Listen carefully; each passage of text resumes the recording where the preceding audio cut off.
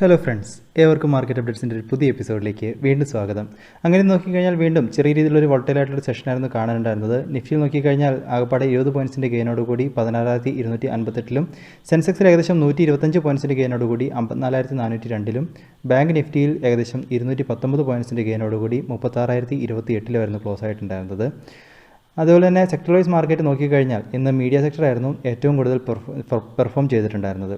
അതുപോലെ തന്നെ metal, PSU bank, ഈ ഒരു സെക്ടറുകളായിരുന്നു ഏറ്റവും കൂടുതൽ ഡിക്ലൈനും കാണാനായിട്ടുണ്ടായിരുന്നത്. മെറ്റൽ സെക്ടർ നോക്കിക്കഴിഞ്ഞാൽ ആകെ ഒരു സ്റ്റോക്കേ അഡ്വാൻസിലുണ്ടായിരുന്നുള്ളൂ, ബാക്കി 14 സ്റ്റോക്കുകളും ഡിക്ലൈനിലും.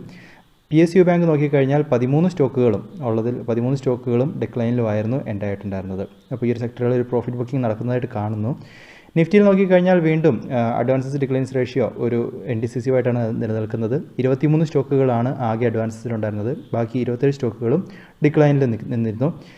ടോപ്പ് 5 പെർഫോമിംഗ് സ്റ്റോക്സ് നോക്കിക്കഴിഞ്ഞാൽ നിഫ്റ്റിയിൽ മഹീന്ദ്ര ആൻഡ് മഹീന്ദ്ര, ടെക് മഹീന്ദ്ര, ആക്സിസ് ബാങ്ക്, ബജാജ് ഫിൻസർവ്, ഇൻഡുസിൻ ബാങ്ക് ഇവരായിരുന്നു ടോപ്പ് 5 പെർഫോമേഴ്സായിട്ട് നിന്നത്. അതുപോലെ തന്നെ ബ്രോഡർ മാർക്കറ്റുകളിലേക്ക് വന്നു കഴിഞ്ഞാൽ അവിടെയും നല്ല രീതിയിലുള്ളൊരു പ്രോഫിറ്റ് ബുക്കിംഗ് ആയിരുന്നു കാണാനുണ്ടായിരുന്നത്. മിഡ് ക്യാപ്പിൽ നോക്കിക്കഴിഞ്ഞാൽ ഏകദേശം 1.29%-ൻ്റെയും സ്മോൾ ക്യാപ്പിൽ 1.11%-ൻ്റെയും ഡിക്ലൈൻ റിപ്പോർട്ട് ചെയ്യപ്പെട്ടു. അപ്പോൾ ഇതാണ് ഇന്ന് മാർക്കറ്റ് പിക്ചറായിട്ട് പറയാനുള്ളത്. ഇനി നിഫ്റ്റിയുടെ ഒരു ഡെയിലി ചാർട്ടിലേക്ക് വന്നു കഴിഞ്ഞാൽ വീണ്ടും ഒരു കൺസോളിഡേഷൻ തുടരുന്നത് പോലെയാണ് ഇപ്പോൾ കാണാനായിട്ടുള്ളത്. വീണ്ടും ആ ഒരു കൺസോളിഡേഷൻ റേഞ്ച് 16,170, അതുപോലെ തന്നെ 16,350 ആ ഒരു റേഞ്ചിനുള്ളിൽ തന്നെയാണ് മാർക്കറ്റ് ഇപ്പോൾ ട്രേഡ് ആയിക്കൊണ്ടിരിക്കുന്നത്. ഇന്നും ഒരു ഇൻഡിസിസീവ് ആയിട്ടുള്ളൊരു ക്യാൻഡിലാണ് ഫോം ചെയ്തിരിക്കുന്നത്. അപ്പോൾ നിഫ്റ്റിയെ സംബന്ധിച്ചിടത്തോളം നമ്മൾ ഇനി കുറച്ച് ദിവസം കൂടി ഒരു ന്യൂട്രൽ ആയിട്ടുള്ളൊരു അപ്രോച്ച് എടുക്കുന്നതായിരിക്കും നല്ലത്. കാരണം നമുക്ക് ഈ ഒരു കൺസോളിഡേഷൻ ബ്രേക്കൗട്ട് കിട്ടുന്നത് വരെ ഒരു ന്യൂട്രലായിട്ടുള്ളൊരു അപ്രോച്ച് ആയിരിക്കും നിഫ്റ്റിയെ സംബന്ധിച്ചിടത്തോളം നന്നായിട്ടുണ്ടാവുക. എന്നിരുന്നാലും മാർക്കറ്റിൽ ഇനിയും ബുള്ളിഷായിട്ട് തന്നെയാണ് കാണുന്നത്. അപ്പോൾ ഈ ഒരു നല്ലൊരു ബുൾ റാലിക്ക് ശേഷമുള്ള ഒരു കൂൾ ഓഫ് ആയിട്ട് നമുക്കിതിനെ ഇപ്പോൾ കൺസിഡർ ചെയ്യാം. അതുപോലെ തന്നെ നമുക്ക് നല്ലൊരു റാലികൾ ഇനി നിഫ്റ്റിയിൽ കിട്ടണമെന്നുണ്ടെങ്കിൽ 16,350 ആ ഒരു റേഞ്ചിനെ ബ്രേക്ക് ചെയ്ത് കഴിഞ്ഞാൽ നിഫ്റ്റിയിൽ അടുത്ത റാലികൾ നമുക്ക് പ്രതീക്ഷിക്കാം. അപ്പോൾ അതുവരെ ഒന്ന് ന്യൂട്രലായിട്ട് ഈ ഒരു കൺസോളിഡേഷൻ്റെ ഒരു ബ്രേക്കൗട്ടുകൾ എങ്ങോട്ടേക്ക് എന്നുള്ളതൊന്ന് വാച്ച് ചെയ്യുക. ഇനി സപ്പോർട്ടുകളായിട്ട് നമുക്ക് ഈ ഒരു ഇമീഡിയറ്റ് സപ്പോർട്ടായിട്ട് 16,170 റേഞ്ചുകൾ നിലനിൽക്കുന്നു. അപ്പോൾ ഈ ഒരു ഗ്യാപ്പാണ് ഏകദേശം ഒരു സപ്പോർട്ടായിട്ട് ഇപ്പോൾ നിഫ്റ്റിക്ക് ആക്ട് ചെയ്തുകൊണ്ടിരിക്കുന്നത്. ഇന്ന് ആ ഒരു ലോ ടച്ച് ചെയ്യുകയും ചെയ്തിട്ടുണ്ടായിരുന്നു. ഇനി ബാങ്ക് നിഫ്റ്റിൻ്റെ ചാർട്ടിലേക്ക് വന്നു കഴിഞ്ഞാൽ ഇന്ന് നല്ലൊരു പെർഫോമറായിട്ട് നിന്ന സെക്ടർ ഇവരായിരുന്നു. ഒരു ബുള്ളിഷ് ക്യാൻഡിലാണ് ഇവർ പ്ലോട്ട് ചെയ്തിരിക്കുന്നത്. ബാങ്ക് നിഫ്റ്റിയിൽ നമുക്ക് ആ ഒരു കൺസോളിഡേഷൻ റേഞ്ചിൻ്റെ ഉള്ളിൽ തന്നെയാണ് ഇപ്പോൾ നിലനിൽക്കുന്നത്. കൺസോളിഡേഷൻ ബ്രേക്കൗട്ടുകൾ ബാങ്ക് നിഫ്റ്റിക്ക് ആവശ്യമാണ്.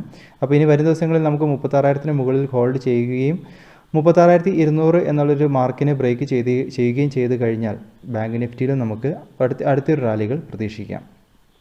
ഇനി ഇന്നത്തെ ഒരു ഗ്ലോബൽ മാർക്കറ്റിൻ്റെ സിറ്റുവേഷൻസിലേക്ക് വന്നു കഴിഞ്ഞാൽ ഇന്നത്തെ US മാർക്കറ്റ് ഒരു നെഗറ്റീവ് സൈഡിലെയാണ് ഇപ്പോൾ കാണിച്ചുകൊണ്ടിരിക്കുന്നത്. നാസ്ഡാക്ക് ഒരു ഫ്ലാറ്റായിട്ട് ഒരു നെഗറ്റീവ് സൈഡിലേക്ക് ഓപ്പൺ ആയിട്ടുണ്ട്. യൂറോപ്യൻ മാർക്കറ്റുകളെല്ലാം തന്നെ ഒരു ഫ്ലാറ്റായിട്ട് ഒരു എൻഡിംഗ് ആണ് നിലനിൽക്കുന്നത്. ഏഷ്യൻ മാർക്കറ്റുകളിൽ വന്നു കഴിഞ്ഞാൽ SGX നിഫ്റ്റി 26 പോയിൻറ്റ്സ് അപ്പിൽ ട്രേഡ് ആവുന്നു. ബാക്കി ഒരു മിക്സഡ് ട്രെൻഡാണ് ഇപ്പോൾ ഏഷ്യൻ മാർക്കറ്റുകളിലും കാണാനുള്ളത്. ഗോൾഡിൻ്റെ പ്രൈസിലൊരു ഡിക്ലൈൻ വന്നിരിക്കുന്നു.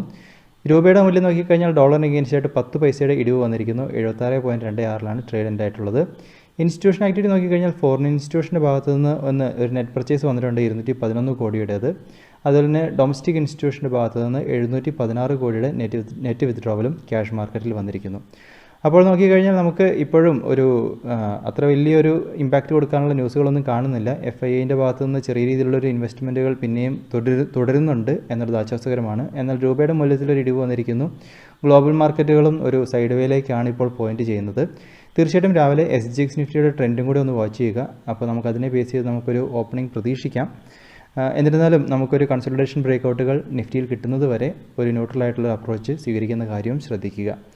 ഇനി അടുത്തായിട്ട് സ്റ്റോക്കുകളിലേക്ക് വന്നു കഴിഞ്ഞാൽ ടാറ്റ കെമിക്കലിൻ്റെ സ്റ്റോക്ക് നിങ്ങളൊന്ന് ട്രാക്ക് ചെയ്യുക. അതിൽ നല്ലൊരു ബുള്ളിഷ് മൂവുകൾ കാണുന്നുണ്ട്. അതുപോലെ തന്നെ ലോറസ് ലാബിൻ്റെ ചാർട്ട് നിങ്ങളൊന്ന് ട്രാക്ക് ചെയ്യുക. കാരണം ഈ ഒരു സ്റ്റോക്കിൽ വീണ്ടും ഒരു ബ്രേക്കൗട്ടുകൾ പ്രീവിയസ് ഹൈയിൽ നിന്നുള്ള ബ്രേക്കൗട്ടുകൾ നടന്നിട്ടുണ്ട്.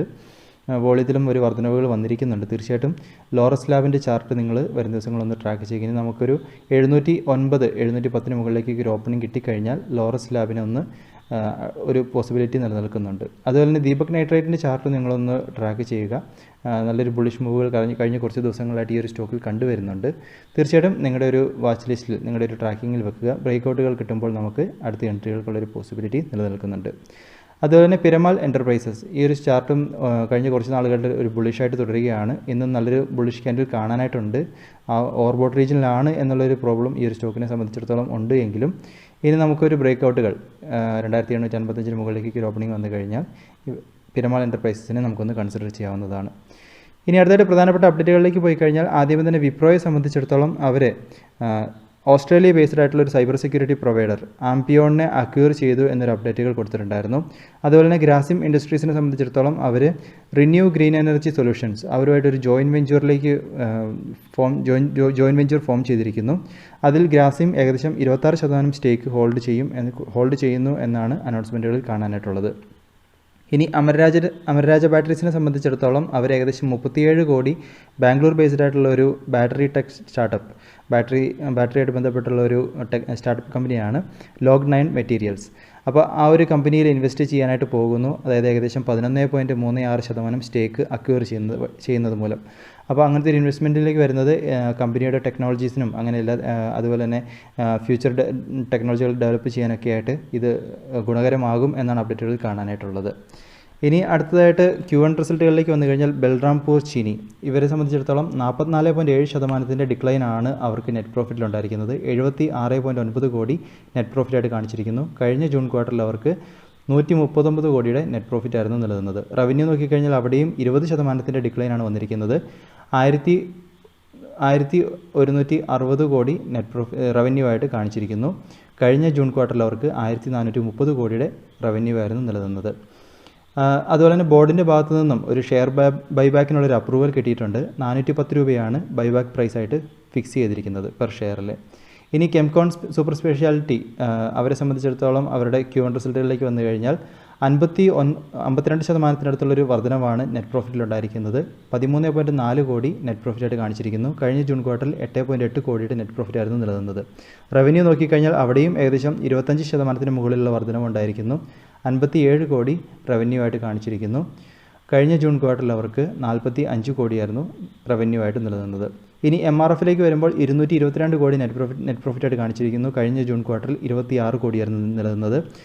ടോട്ടൽ ഇൻകം നോക്കിക്കഴിഞ്ഞാൽ അവിടെയും വർധനവാണ്. 4278 കോടി റവന്യൂ ആയിട്ട് കാണിച്ചിരിക്കുന്നു. കഴിഞ്ഞ ജൂൺ ക്വാർട്ടറിൽ അത് 2504 കോടിയായിരുന്നു. എന്നിരുന്നാലും ഇവർ ഇയർ ഓൺ ഇയറിൽ നോക്കുമ്പോൾ കഴിഞ്ഞ ജൂൺ ക്വാർട്ടർ എന്ന് പറയുമ്പോൾ ലോക്ക്ഡൗണിൻ്റെ കാലഘട്ടമായിരുന്നു എന്നുള്ളതും ഒന്ന് ശ്രദ്ധിക്കേണ്ടതാണ്. ഇനി റോളക്സ് റിങ്ങിൻ്റെ IPO ഇന്ന് ലിസ്റ്റ് ചെയ്യപ്പെട്ടു. ഏകദേശം 39% പ്രീമിയത്തിലാണ് ലിസ്റ്റ് ചെയ്തത്. ഇഷ്യൂ പ്രൈസ് 900 രൂപയായിരുന്നു. 1250 ലിസ്റ്റ് ചെയ്യപ്പെട്ടു. അപ്പോൾ ഈ IPO നിങ്ങൾക്ക് കിട്ടിയിട്ടുണ്ടെങ്കിൽ നിങ്ങൾക്ക് അഭിനന്ദനങ്ങൾ അറിയിക്കുന്നു. അപ്പോൾ തീർച്ചയായിട്ടും വരുന്ന ഇപ്പോൾ 2 IPOകൾ റണ്ണായിക്കൊണ്ടിരിക്കുന്നു. ആദ്യമേ തന്നെ നുവോക്കോ വിസ്താസ് IPO 16% സബ്സ്ക്രിപ്ഷനാണ് ഇപ്പോൾ ഡേ 1 നടന്നിരിക്കുന്നത്. അതുപോലെ തന്നെ CarTrade ടെക് IPO അവിടെയും 41% സബ്സ്ക്രിപ്ഷൻ ഡേ 1 വന്നിട്ടുണ്ട്. തീർച്ചയായിട്ടും ഈ 2 IPOകൾ നിങ്ങളൊന്ന് അനലൈസ് ചെയ്യുക. അപ്പോൾ നിങ്ങൾക്ക് ഫീൽ ചെയ്യുന്നുണ്ട് എങ്കിൽ ഇനിയും 2 ദിവസങ്ങൾ ബാക്കിയുണ്ട്. തീർച്ചയായിട്ടും ട്രൈ ചെയ്യുക. അപ്പോൾ നാളെ നമുക്ക് വീണ്ടും അടുത്ത IPOകൾ വരുന്നു. അപ്പോൾ ആ ഒരു IPOകളും നിങ്ങളുടെ കൺസിഡറേഷനിൽ വെക്കുന്ന കാര്യം ശ്രദ്ധിക്കുക. അപ്പോൾ ഇതൊക്കെയാണെന്ന് പറയാനുള്ള പ്രധാനപ്പെട്ട അപ്ഡേറ്റുകളായിട്ട് നിലനിൽക്കുന്നത്. തീർച്ചയായിട്ടും പുതിയ അപ്ഡേറ്റ്സ് ആയിട്ട് നമുക്ക് വീണ്ടും കാണാം. അതുവരെ this is Tony signing off.